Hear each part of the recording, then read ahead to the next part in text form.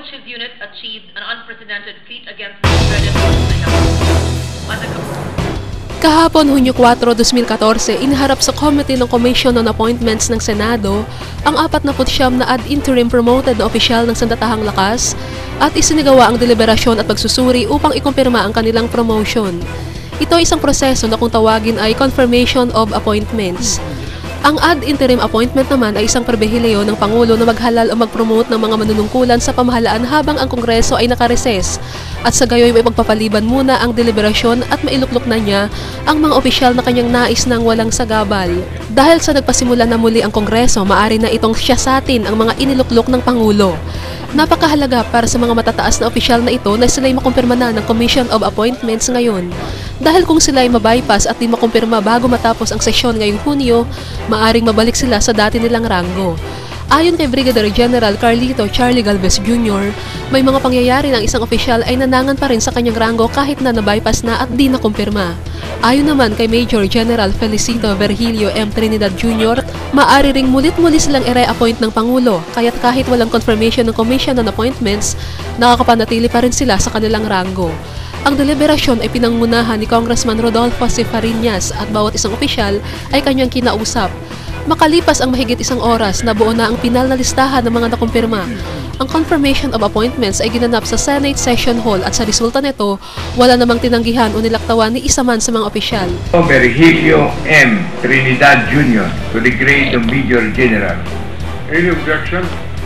Hearing none, the ad interim appoint Beraldo C. Magay to the grade of Major General is confirmed.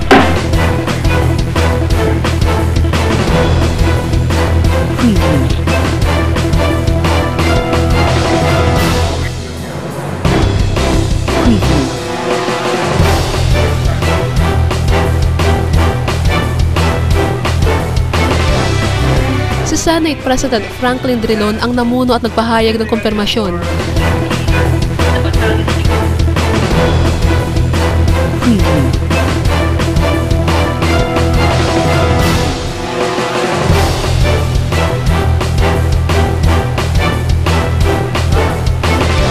Kabilang sa mga sundalong kinumpirma ng Commission on Appointments ay sina Lieutenant General Virgilio O. Domingo, Lieutenant General Hernando D.C.A. Eriberi.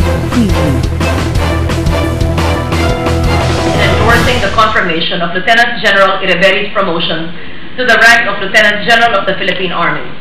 Throughout his almost 31 years of active service, Lieutenant General Eriberi reaped exemplary accomplishments that serve as testimony to his leadership and competence. Lieutenant General Jeffrey F. Delgado.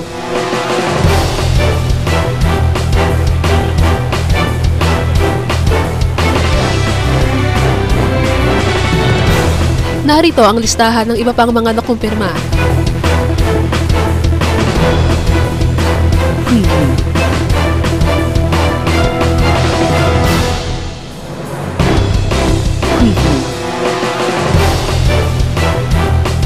Kaming lahat sa zambotimes.com, saludo sa inyo.